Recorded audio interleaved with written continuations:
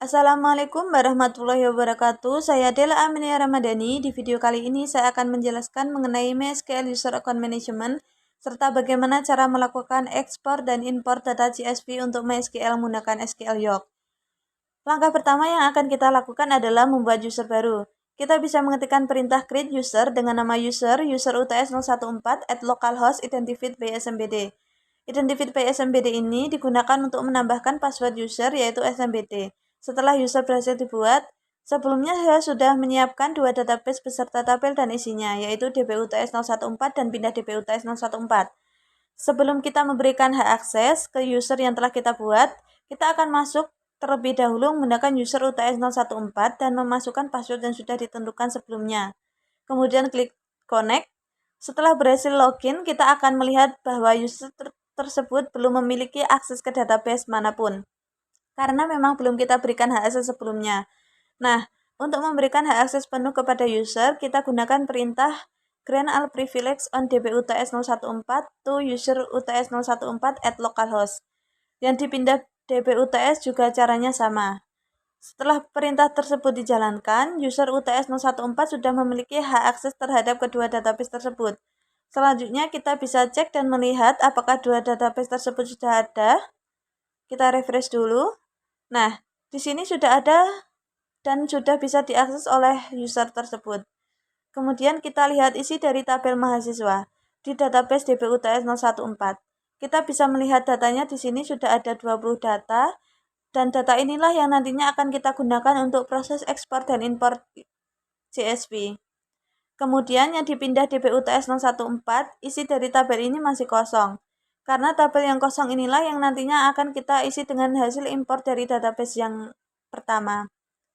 Selanjutnya, setelah semua database dan tabel sudah siap, kita akan melanjutkan ke tahap ekspor data dari database DBUTS 014. Caranya adalah dengan klik kanan pada tabel mahasiswa, lalu pilih opsi backup ekspor dan lanjut ke ekspor tabel data. Akan muncul jendela pop-up untuk pengaturan ekspor. Pada bagian ini kita klik tombol change untuk melakukan beberapa penyesuaian. Pastikan opsi add column names on top tidak dicentang. Kemudian pada bagian kanan yaitu select file to export, kita pilih semua kolom yang tersedia. Untuk nama file kita beri nama MHS dan pilih folder penyimpanan yang diinginkan. Setelah semua pengaturan selesai, kita klik tombol export. Nah, di sini sudah berhasil, maka file hasil ekspor akan tersimpan dalam format CSV. Dan ini hasilnya bisa kita lihat.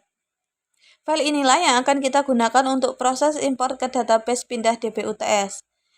Nah, langkah berikutnya adalah melakukan proses import ke dalam tabel mahasiswa yang berada di database pindah DBUTS 014.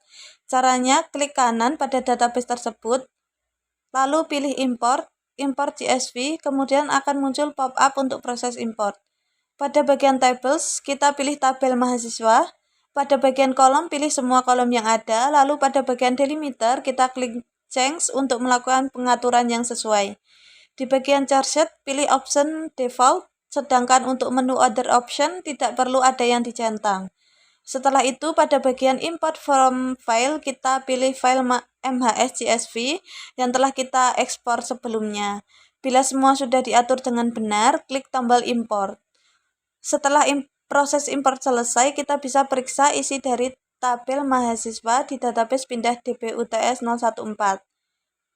Nah, jika data telah berhasil masuk, maka artinya proses import sudah sukses dan seluruh data dari database DBUTS 014 telah berhasil dipindahkan ke pindah DBUTS 014 menggunakan file CSV.